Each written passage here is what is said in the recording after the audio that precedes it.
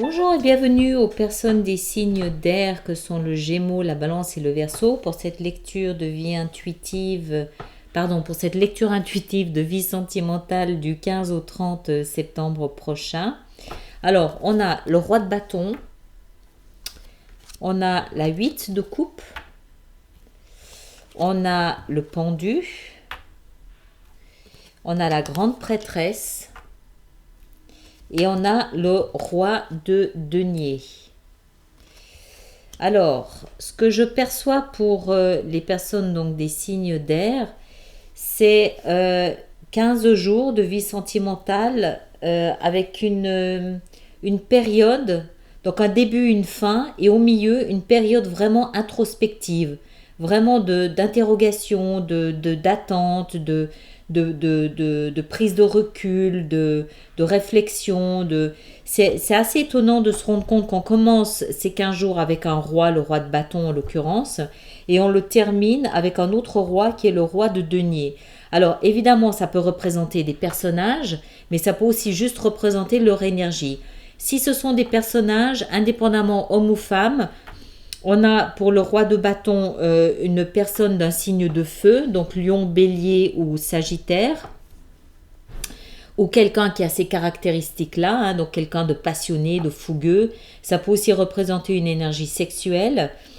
Et pour le roi de denier, on a un personnage d'un signe de terre, c'est-à-dire taureau, vierge ou capricorne, ou quelqu'un qui a les caractéristiques du signe de terre, qui serait quelqu'un de méthodique, quelqu'un qui procède prudemment, mais sûrement quelqu'un de terrien, quelqu'un de proche de la nature. Donc voilà, moi j'ai plus l'impression qu'en fait, vous commencez ces 15 jours dans une énergie du roi de bâton, c'est-à-dire une énergie très fougueuse. Peut-être que vous avez rencontré quelqu'un, peut-être que vous avez envie de redonner à votre couple un nouveau souffle et vous partez un peu à fond. Ou alors vous vous rendez compte que vous prenez peut-être plus conscience de cette fougue que vous avez à l'intérieur de vous, de cette passion, de ce feu, de cette flamme. Et puis, la 8 de coupe, elle nous parle d'une énergie de départ. Alors, soit vous quittez une situation parce qu'elle était insatisfaisante. Alors, quand je dis quitter une situation, ça ne veut pas dire quitter un partenaire. D'accord? Vous pouvez très bien quitter une situation en étant en couple. Une situation ne vous convient plus, vous la quittez, mais à deux, ensemble. Donc, soit vous quittez une situation parce qu'elle ne vous convenait plus, soit elle ne vous convenait plus parce que vous prenez conscience de ce feu que vous avez qui brûle à l'intérieur de vous, soit vous quittez une situation parce que vous vous rendez compte qu'il y a autre chose en face qui vous anime davantage, qui instille la vie en vous un peu plus que ce que vous aviez. Mais néanmoins, vous avez le pendu et la grande prêtresse qui nous parlent plutôt d'une énergie où subitement vous vous arrêtez, après être parti, vous vous arrêtez un moment et puis vous vous interrogez. Vous vous rendez compte que peut-être c'était pas forcément la bonne direction, que c'était peut-être trop tôt, que c'était peut-être pas exactement comme vous le pensiez. Vous attendez peut-être quand même un feu vert. Il y a comme une pause après un départ flamboyant sur les chapeaux de roue. Voilà, vous vous arrêtez un petit peu brutalement comme ça et vous commencez à réfléchir, vous commencez à attendre, vous commencez à chercher. Pour moi, vous attendez une espèce de feu vert. Vous attendez une espèce d'illumination, vous attendez une compréhension, vous attendez un message qui vient de je sais pas d'où. Vous attendez quelque chose, un signe de la vie, de l'univers. Voilà, vous attendez quelque chose. Et en fait, je pense que si vous quittez la situation, c'est parce que vous vous rendez compte que vous avez plus à offrir. Vous avez plus à offrir que ce que vous pouvez offrir actuellement. Vous avez le feu en partant. Ou alors vous partez vraiment sur les chapeaux de roue dans un nouveau truc en vous disant youpi, chouette, c'est exactement ça. Et puis vous vous arrêtez net. Parce que je pense en fait que vous vous arrêtez net parce que vous n'avez pas tous les éléments. Il vous manque certains éléments. Et lorsque vous les avez, vous vous rendez compte que en fait, vous continuez votre chemin, vous continuez dans la direction que vous avez prise, mais vous continuez de manière beaucoup plus lente et progressive. Peut-être qu'on vous fait la remarque que vous étiez parti trop vite. Peut-être qu'on vous fait la remarque que vous êtes un peu trop fougueux, que du coup, votre partenaire n'arrive peut-être pas à vous suivre, parce que vous allez trop vite, il a peut-être besoin de plus de temps. Toujours est-il que quand vous reprenez votre marche, vous la reprenez, certes, toujours en étant un roi, donc vous n'êtes pas du tout abîmé dans le processus, vous avez toujours la même maîtrise des choses, vous avez toujours le même regard sur vous et sur les événements, mais vous êtes devenu, vous vous transformez en roi de bâton, vous vous transformez en roi de denier. Le roi de denier, il est beaucoup plus tempéré, il est beaucoup plus calme, il n'a pas moins de pouvoir, ni plus, mais il est beaucoup plus calme, il est plus modéré, plus assagi peut-être aussi, peut-être plus responsable, plus mature peut-être aussi. D'accord? Et j'ai l'impression qu'en fait, tout ce processus vise à ça, pas à vous transformer, parce que vous avez encore une fois toujours le même pouvoir, mais à transformer votre façon de vous exprimer dans votre vie sentimentale. D'accord?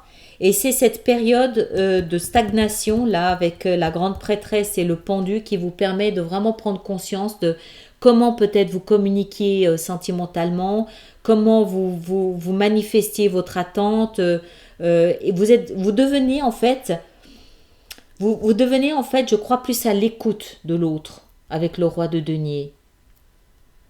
Plus à l'écoute de ses besoins et vous répondez davantage aux besoins de l'autre avec le roi de denier. C'est un beau roi, le roi de denier. C'est un roi qui rassure, c'est un roi qui protège, c'est un roi qui sait où il va. Non pas que les autres ne savent pas où ils vont, mais il est plus dans le concret, il est plus dans la réalité peut-être que les autres. Le roi de bâton, le premier, le roi de bâton, c'est un roi qui est beaucoup plus fougueux. Il est capable de partir à l'autre bout de la planète en 24 heures, ça lui pose aucun problème. Alors que tout le monde n'est pas forcément apte à suivre quelqu'un comme ça, homme ou femme encore une fois. Hein. Alors que le roi de denier, il va peut-être partir certes, mais il va planifier son départ. Il va dire ok, on part dans une année ou on part dans 6 mois. C'est beaucoup plus calme comme énergie. D'accord? Voilà, alors on va commencer par les Gémeaux. Nos amis les Gémeaux, la vie sentimentale du 15 au 30. Les Gémeaux, les Gémeaux, les Gémeaux, les Gémeaux. Les Gémeaux sont dans les émotions là. La reine de coupe et la 4 de coupe. Alors les Gémeaux, les Gémeaux, les Gémeaux, les Gémeaux. Hop, hop, hop. Ah ouais, bien, bien. Alors, on n'a que des coupes pour les Gémeaux. Ça veut dire que ça va être spongieux, ça va être très émotionnel, ça va être très fluide, ça va être très sentimental. Ça aurait été magnifique. Ça veut dire que c'est le couple de coupe. Mais il y a la 4 au milieu. Ce qui me laisse penser que, en fait,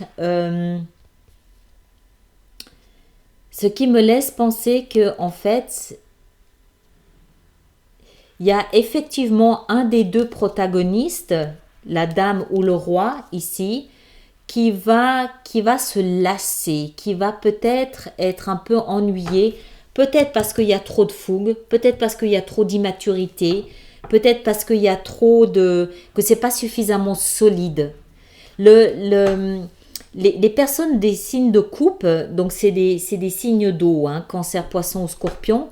C'est des personnages qui sont évidemment hauts en couleur dans leurs émotions, mais qui peuvent avoir peut-être un aspect un peu plus délicat qui serait d'être peut-être trop dans l'émotion.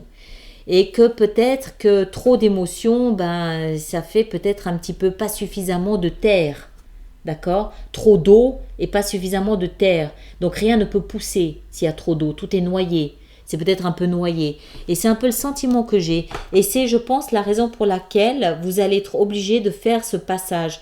Peut-être que cette 4 de coupe, elle symbolise justement le pendu et la grande prêtresse, et que c'est une occasion pour vous de vous arrêter, de réfléchir et de reconsidérer la façon que vous avez d'exprimer vos émotions. Parce que visiblement, un des deux, homme ou femme, peu importe, ça peut aller dans les deux sens, visiblement, un des deux est ennuyé.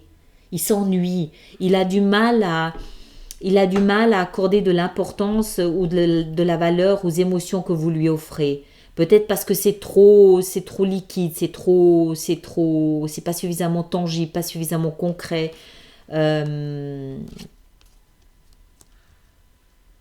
Ou parce que c'est mal exprimé, ou je sais pas. Enfin, il y a quelque chose. Il y en a un des deux qui est ennuyé, voilà, qui s'ennuie, qui trouve la situation lassante, qui n'est pas à la hauteur de ses attentes, quoi, tout simplement.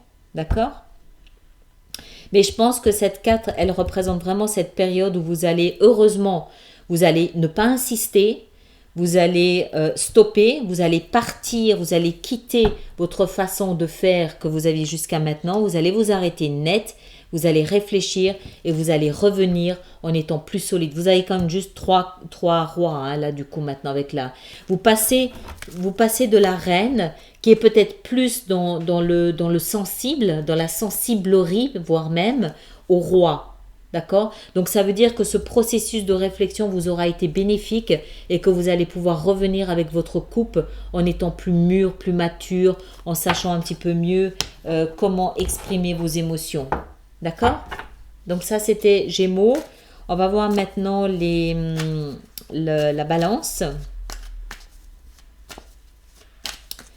Alors, la balance,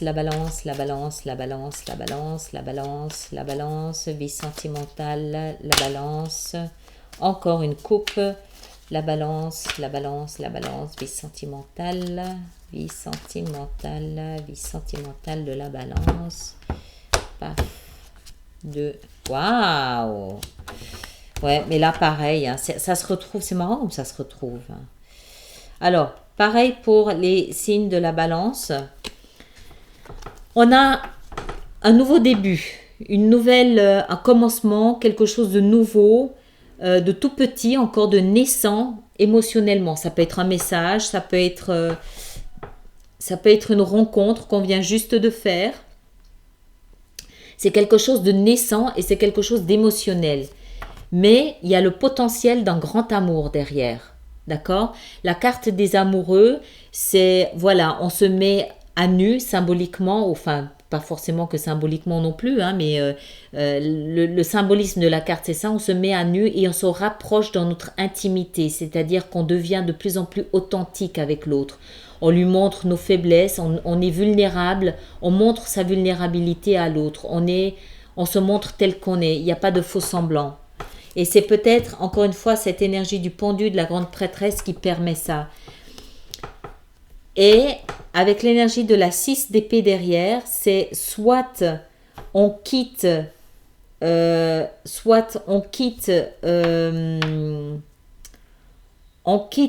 statut, de quelque chose de naissant pour foncer dans cette énergie des amoureux. Soit on envisage peut-être un voyage avec l'autre personne, histoire de se connaître et de se renforcer peut-être un petit peu. Moi, j'ai plus l'impression que la 6 d'épée, c'est un peu comme la 8 de coupe. Vous avez une façon d'être, une façon de faire, et vous vous rendez compte que vous allez être obligé de la changer, que vous allez être obligé de quitter votre façon de vous exprimer, une façon d'exprimer ou d'étaler vos émotions ou votre amour pour quelque chose de différent. C'est comme en fait une maturation dans votre façon d'exprimer votre amour. Vous quittez Ça c'est beau, c'est magnifique, d'accord? Et la carte de l'énergie de la 6 derrière, ça veut vraiment dire que voilà, vous quittez une berge pour une autre berge en prenant tout ce que vous pouvez prendre avec, c'est-à-dire en prenant par exemple votre amour avec vous. Donc soit effectivement vous allez partir, déménager, partir dans un autre pays avec la personne que vous venez de rencontrer, mais moi j'ai plus l'impression que vous allez vous rendre compte que la personne que vous venez de rencontrer, c'est quelqu'un de potentiellement important, c'est un amour potentiellement important pour vous et que vous allez prendre ce que vous pouvez prendre de votre ancienne vie en termes de communication sentimentale pour grandir, mûrir et permettre à cette nouvelle relation de se transformer en énergie des amoureux. C'est vraiment... je pense que vous allez rencontrer quelqu'un qui va vous donner l'envie d'exprimer votre amour différemment. Alors maintenant, pour les personnes qui sont en couple, il peut très bien s'agir, par exemple, c'est un exemple que je donne, d'une naissance. Le valet de coupe peut représenter aussi peut-être l'arrivée d'un enfant dans la famille qui vous donne l'envie de quitter votre ancienne façon d'exprimer votre attachement à votre conjoint pour quelque chose de nouveau, de plus mûr, de plus tangible, de plus ancré comme le roi de denier. C'est possible. Bon, les célibataires, c'est clair, je l'ai dit. Et puis pour donc les couples, voilà, ça peut être l'arrivée d'un enfant ou ça peut être tout simplement que vous vous rendez compte au bout de cette période, vous vous rendez compte que votre attachement à votre conjoint est suffisamment solide et suffisamment fort pour vous donner l'envie de recommencer votre vie ailleurs, les deux ensemble. La carte du départ ne signifie pas forcément que vous partez seul. Vous pouvez aussi très bien partir à deux, d'accord, en couple. Mais il y a une transformation, pour moi, de votre amour, de l'ampleur de votre amour et de votre façon d'exprimer votre amour à l'autre, clairement, entre ces deux. C'est vraiment le début et ça, c'est l'aboutissement, quoi. C'est les deux, ce sont les deux extrêmes de la chaîne de l'amour. Avec l'énergie du départ au milieu, donc... Et encore une fois, comme les épées représentent la communication, pour moi, c'est dans la façon que vous exprimez votre amour que se fait la transformation. D'accord ? Donc ça, c'était les balances. On va voir maintenant nos amis les Verseaux. Alors, les Verseaux, vie sentimentale du 15 au 30. Les Verseaux, Verseaux, Verseaux, Verseaux, Verseaux, Verseaux, Verseaux, Verseaux, Verseaux, Verseaux, Verseaux. Les personnes du Verseau, vie sentimentale. Ah, celle-là, elle voulait venir. Oh. Vie sentimentale, les Verseaux, vie sentimentale, les Verseaux. Verseau, Verseau, Verseau. Bon, il y en a 4, c'est pas grave. Bon, c'est plus compliqué là pour les Verseaux. C'est plus compliqué. Vous avez une période où vous êtes obligé d'être en attente, de vous isoler. Vous êtes obligé de vous isoler. Je pense que cet épisode ici, du moment où vous changez, cet épisode entre le pendu et puis la grande prêtresse, c'est un moment qui est compliqué pour vous, qui est difficile pour vous. C'est un moment peut-être que vous êtes obligé, vous, de faire parce que vous êtes un petit peu sur le bas-côté de la route, parce que le sentiment que j'ai, en fait, c'est plus une forme de célibat imposé, une forme de célibat subi, ou une séparation subie, imposée. Parce que la 4, elle parle d'énergie de repos, d'attente. Vous ne pouvez rien faire pendant l'énergie de la 4. Vous êtes obligé d'attendre. D'attendre, c'est le repos. C'est une période d'inaction. Voilà le mot, d'inaction. Et l'énergie de la 9 d'épée, c'est une énergie pas très sympathique, d'angoisse, de peur, de crainte, de manque de confiance,